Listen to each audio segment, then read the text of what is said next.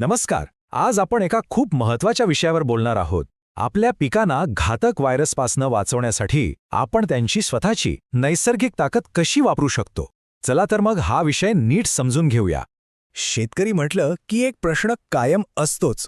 आपल्या पिकांना ह्या विनाशकारी व्हायरसपासून वाचवायचं तरी कसं? आणि याच प्रश्नाचं उत्तर आज आपण शोधणार आहोत. बरं, मग हे व्हायरस पिकांमध्ये येतात तरी कुठून? म्हणजे ते काही स्वतःहून पसरत नाहीत. खरा धोका आहे तो एका अदृश्य शत्रूकडून, जो एका रोपातून दुसऱ्या रोपात हा आजार पसरवतो. याच अदृश्य शत्रूंना वेक्टर्स असं म्हणतात. आता वेक्टर्स म्हणजे काय? तर हे दुसरे तिसरे कोणी नसून आपल्या पिकांचा रस शोषून घेणारे किडे आहेत. हे काय करतात? आजारी रोपातून रस घेतात आणि तोच व्हायरस निरोगी रोपात पसरवतात. आणि यातले 3 मुख्य गुन्हेगार कोण आहेत ते पाहूया. आता बघा, हा जो मावा आहे ना, ज्याला आपण ॲफिड्स म्हणतो, तो एकटा तब्बल 272 वेगवेगळ्या प्रकारच्या व्हायरसचा प्रसार करतो. तुम्हीच विचार करा, धोका किती मोठा आहे. माव्यानंतर नंबर लागतो तो पांढऱ्या माशीचा. ही सुद्धा काही कमी नाहीये. तब्बल 65 प्रकारचे व्हायरस ही एका पिकातून दुसऱ्या पिकात नेते. आणि मग तिसरा आहे थ्रिप्स, जो जवळजवळ 12 प्रकारचे व्हायरस पसरवतो. म्हणजे बघा, फक्त या तिघांमुळेच शेकडो प्रकारचे व्हायरस आपल्या पिकांमध्ये पसरतात. मग यावर उपाय काय? चला आता थेट उपायांबद्दल बोलूया. सगळ्यात पहिला उपाय म्हणजे पहिली संरक्षण भिंत. आपण पिकाच्या पेशींच्या स्तरावरच एक असा अडथळा तयार करू शकतो, जी या किड्यांना आणि व्हायरसला आत येण्यापासून रोखेल. तर हे कॅल्शियम शील्ड नक्की काम कसं करतं? बघा, जेव्हा आपण पिकावर कॅल्शियमची फवारणी करतो तेव्हा कॅलोसिस सिंथेसिस नावाची एक प्रक्रिया सुरू होते. यामुळे काय होतं की पेशीभित्तिकेच्या आत एक एकदम कणखर, टणक असं आवरण तयार होतं. समजा एखाद्या किल्ल्याला आपण मजबूत भिंत बांधतो ना, अगदी तसंच काम हे करतं. आणि सगळ्यात भारी गोष्ट काय आहे माहितीये? कॅल्शियमची फक्त एक फवारणी तब्बल 21 दिवसांपर्यंत पिकाला कीड आणि रोगांपासून वाचवते. ही झाली आपली संरक्षणाची पहिली लेवल. बरं, ही तर झाली पहिली संरक्षण भिंत. पण आता आपण संरक्षणाच्या दुसऱ्या आणि त्याहूनही जास्त शक्तिशाली पातळीबद्दल बोलूया.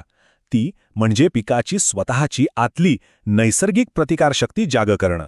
आणि या सगळ्याचा केंद्रबिंदू आहे एक विशिष्ट ॲसिड. आता गंमत अशी आहे की पिकांमध्ये सॅलिसिलिक ॲसिड हे नैसर्गिकरित्या असतंच, पण ते पानांमध्ये मिथाईल नावाच्या घटकासोबत बांधलेल्या अवस्थेत असतं. म्हणजे ते निष्क्रिय असतं, लॉक्ड असतं. आपलं काम आहे याला अनलॉक करणं, म्हणजे त्याला मुक्त करून सक्रिय करणं, जेणेकरून पिकाची इम्युन सिस्टीम कामाला लागेल. तर मग हा बॉन्ड, हे बंधन तोडायचं कसं? इथेच एजी फोर्ट सारख्या एका विशिष्ट फॉर्म्युलेशनचं काम सुरू होतं. जेव्हा याची फवारणी होते तेव्हा सॅलिसिलिक ॲसिड आणि मिथाईल यांच्यातला तो बंध तुटतो आणि पानांमध्ये मुक्त म्हणजे फ्री सॅलिसिलिक ॲसिडचं प्रमाण एकदम वाढतं. हीच ती चावी आहे जी पिकाची प्रतिकारशक्ती जागृत करते.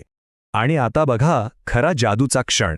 हे जे मुक्त झालेलं सॅलिसिलिक ॲसिड आहे ना, ते पिकाच्या आत NPR1 नावाच्या जीन्सची निर्मिती तब्बल 60x60 पटीने वाढवतं. म्हणजे विचार करा, हे असं आहे जसं की पिकाच्या आत आपण एक प्रचंड मोठी रोगप्रतिकारक फौजच तयार केली आहे. तर मग ही NPR1 जीन्सची फौज नक्की करते काय? बघा, तिची 3 मुख्य कामं आहेत. पहिलं, ते व्हायरसपासून पिकाचं संरक्षण करतात. दुसरं, ते पिकाच्या आत व्हायरसला वाढूच देत नाहीत, त्याचं रेप्लिकेशन थांबवतात. आणि तिसरं, नवीन येणाऱ्या फुटीला एकदम जोमदार वाढीसाठी मदत करतात. ठीक आहे, तर आता आपण ह्या दोन्ही संरक्षण पद्धती पाहिल्या. एक बाहेरची भिंत आणि दुसरी आतली फौज. मग या दोन्हींना एकत्र करून एक जबरदस्त उपाययोजना कशी करता येईल ते आता बघूया. इथे एक गोष्ट मात्र आपण सगळ्यांनी लक्षात ठेवली पाहिजे. पिकामध्ये एकदा व्हायरस शिरला की त्याला 100% काढून टाकणं शक्य नसतं. पण त्याचा फैलाव, त्याचा प्रसार आपण नक्कीच नियंत्रणात आणू शकतो. आणि आपलं ध्येय तेच आहे, कंट्रोल करणं. आणि म्हणूनच सर्वोत्तम रिझल्टसाठी हे उपाय प्रतिबंधात्मक म्हणून वापरणं खूप महत्त्वाचं आहे.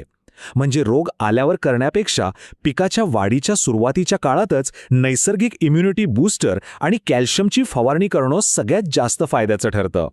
तर मग या सगळ्या माहितीचं सार काय? करायचं काय? तर शिफारशीनुसार एजी फोर्टची फवारणी करायची. साधारणपणे प्रति एकर 300 मिली. बघा किती सोपी आणि सरळ उपाययोजना आहे. तर मग विचार करा, पिकांच्या आतच दडलेल्या या नैसर्गिक शक्तीचा वापर करून त्यांना आणखी मजबूत आणि सुरक्षित बनवण्यासाठी आपण तयार आहोत का?